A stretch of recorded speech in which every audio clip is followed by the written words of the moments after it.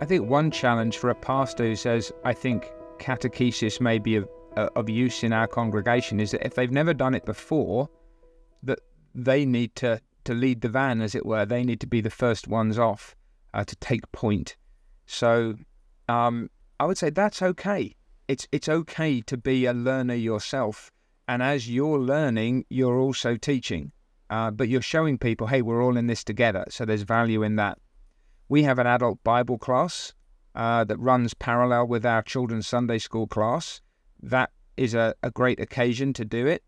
I know some brothers who've done it as part of the morning worship or part of the evening worship. There's just a slot in the service where people get their catechism out.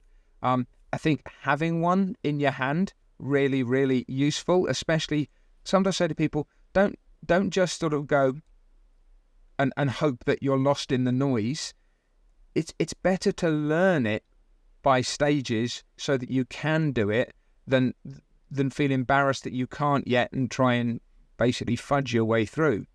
And that's where having it in front of you, get used again to that system, that structure, the rhythm of the words, the poetry of the answers, the coherence of the whole thing. Work your way through those things. So probably the answer would be, make sure everybody's got the catechism you want to use. Make sure they've all got the same edition. Or at least the same words, and that could be electronically, it could be a paper edition. Sometimes having it just as part of your, something to put next to your Bible and your hymn book for family worship is a lovely thing to have. But then make sure people know. I think you probably need to explain to them why you're doing this and the benefits of it. Some of the questions that we've already raised and tried to discuss and answer.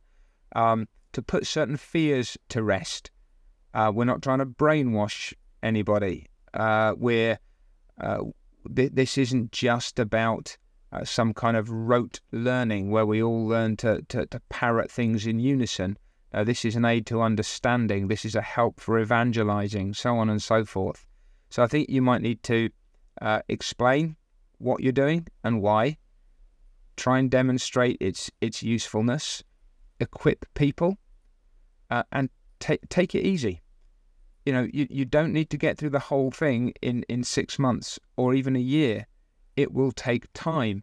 Bear in mind that if you're in a healthy church where you've got either new people coming in or people being converted or children who are coming into a new Sunday school class, there'll be people who say, they're not beginning at the beginning. No, that's fine. They're beginning in the middle.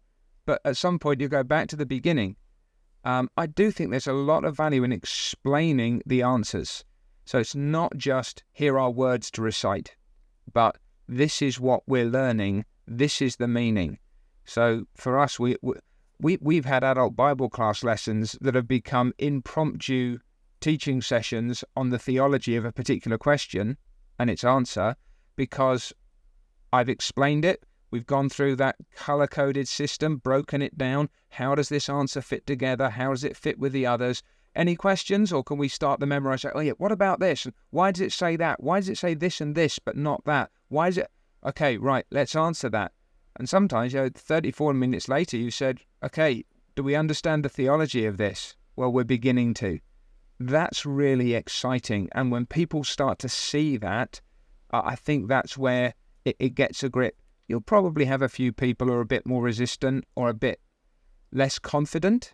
And that's where pastoral love and patience and care will come in. And hopefully over time, you'll not only be telling people why this is useful, but people will be seeing and learning why it's useful. You only need a couple of people to say, somebody asked me this question. I knew what it was. And it not because you're trying to perform or impress, but people see the value of it.